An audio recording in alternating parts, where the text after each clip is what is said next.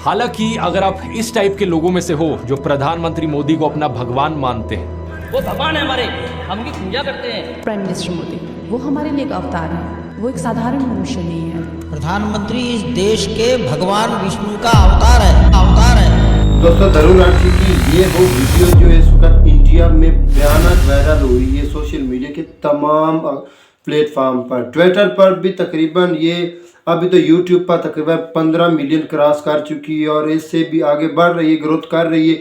तो ट्विटर पर ये तकरीबन 20 मिलियन से भी ज़्यादा ट्रेंड कर रही है इंडिया में। तो टॉप ट्रेंड भी यही धरू राठी है हैशटैग वहाँ पर। तो अभी इस वीडियो में धरू राठी ने मोदी को टोटली एक्सपोज किया और इसकी टोटल पार्टी को। तो जिस वजह से धरू राठी के खिलाफ अब प्रोपेगेंडा भी बहुत ज़्यादा हो रहा है कि ये तो हमारे देश का नहीं है।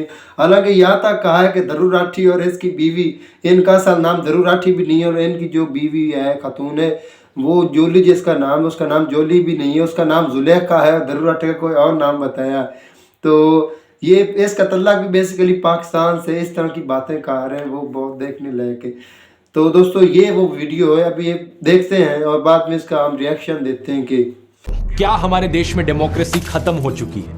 ये एक बड़ा सीरियस सवाल है। आप में से कई लोग इस सवाल को सुनकर जवाब देंगे ऑब्वियसली नहीं। हम जिस पॉलिटिकल पार्टी को चाहें उसको वोट दे सकते हैं, जिस पॉलिटिशियन को सबसे ज्यादा वोट मिलते हैं वो पावर में आता है, तो ऑब्वियसली डेमोक्रेसी तो है हमारे देश में। लेकिन ये सवाल इससे कहीं ज्यादा गहरा है। जो मैं आपको आगे इस वीडियो में आज दिखाने वाला हूं वो काफी शॉकिंग होगा। इस वीडियो को देखने के बाद आप सोचने पर मजबूर हो जाओगे इस सवाल का वाकई में सही जवाब क्या है। हालांकि अगर आप इस टाइप के लोगों में से हो जो प्रधानमंत्री मोदी को अपना भगवान मानते हैं, वो भगवान है हमारे, हम उनकी पूजा करते हैं। प्राइम मिनिस्टर मोदी वो हमारे लिए एक अवतार है, वो एक साधारण मनुष्य नहीं है। प्रधानमंत्री इस देश के भगवान विष्णु का अवतार है। या फिर आप इस टाइप के लोगों में से हो जिन्हें लगता है कि मोदी जी ने किया है तो कुछ सोच कर ही किया होगा।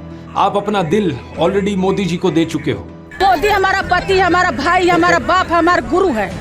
आप सब बोलिए, क्यों आपको लगता है कि मोदी जो और योगी जी वो विकास दे पाएंगे जो और कोई नहीं दे? हम उनके ऊपर दिल दे बैठे हैं। ऐसे केस में आपके लिए मुश्किल हो सकता है अपनी आंखें खोलकर सच हजम करना, लेकिन बाकी सब लोगों के लिए अगर आप सही मायनों में देश की परवाह करते हो तो आज का ये वीडियो बहुत बहुत जरूरी है। बात यहाँ किसी एक इंसिडेंट की नहीं है, बल्कि ढेर सारे ऐसे इंसिडेंट्स की है जो एक के बाद एक होए जा रहे हैं पिछले कुछ महीनों से, पिछले कुछ सालों से।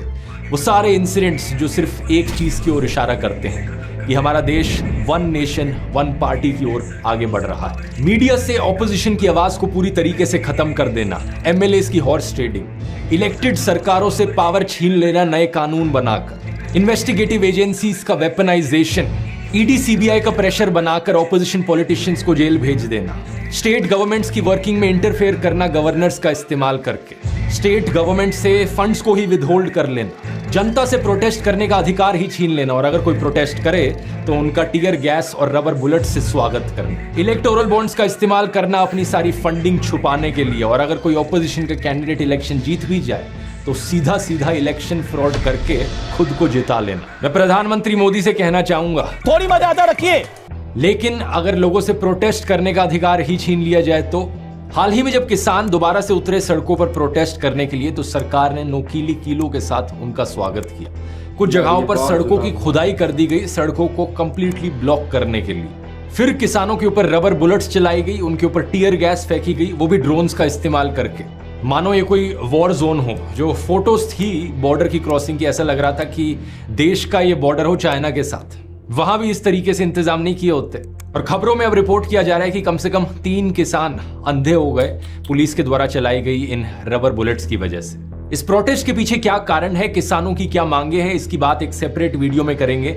लेकिन अभी के लिए इस बात से फर्क नहीं पड़ता। पॉइंट यहां पर यह है कि एक पीसफुली प्रोटेस्ट करने वाले आम इंसान को सरकार इस तरीके से ट्रीट करे, क्या यह सही है? इससे पहले रेसलर्स प्रोटेस्ट हुआ, वहां भी वही बर्ताव देखा गया पुलिस का। पिछले फार्मर प्रोटेस्ट में भी यही देखा गया, कितने ही किसानों की जानें गई उस प्रोटेस्ट के दौरान।